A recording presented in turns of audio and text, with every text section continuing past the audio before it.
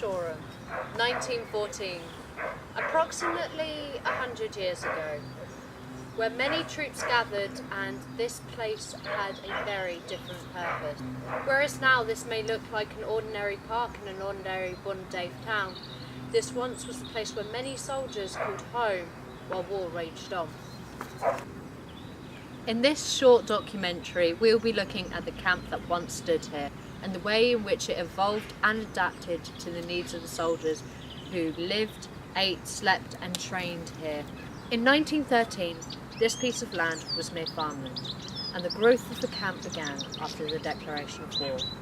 In 1914, the Rapid Assembly of Tents formed a new town for the soldiers and workmen who would soon be living here.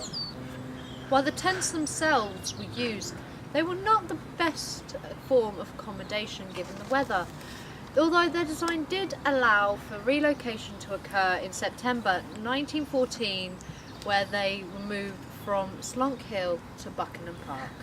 These tents provided shelter for the hundreds of people who stayed here. And these were also what many promotional toy soldiers were based off of. While the tents themselves were not the most ideal accommodation, they provide necessary shelter against bad winter weather. Within time, the conditions of the camp changed, as the production and completions of huts occurred. It was deemed a great improvement when the new accommodation huts were deemed fit for use after their swift construction over the winter months of 1914 and 1915. It was obvious that for things in the camp to improve, serious changes needed to be made. While, yes, the tents were in serious improvement on the bare floor and blanket conditions that the camp started out as, serious changes needed to be made.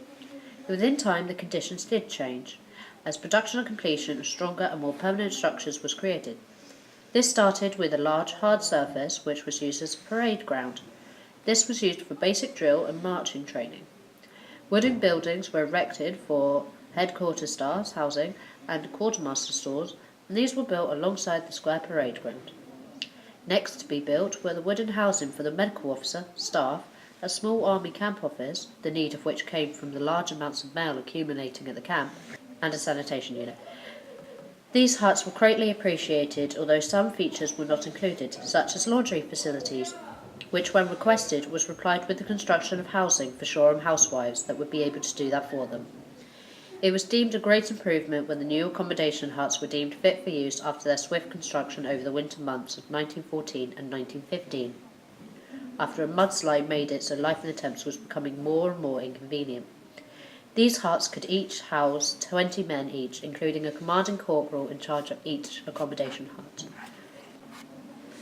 The camp continued to grow, with new divisions joining and the camp over the coming years from this early development, growing to a self-sustaining wooden town as training continued in Shoreham. Over the years, the 5 divisions that lived here and worked here made their imprint on the surrounding area and the lives of those who lived there. Nowadays, what once was a large camp, housing thousands, is now only remembered with a memorial in the St. George's Chapel of St. Mary's Church, and the land that once was a strong local feature during the war is now replaced with modern-day housing, a riding school, and other classic features of a 21st century town. Section will countermarch. Right about turn.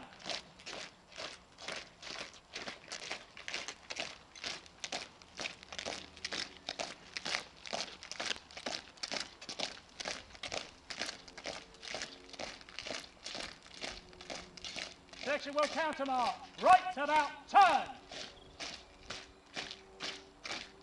Section, mark, time. Section,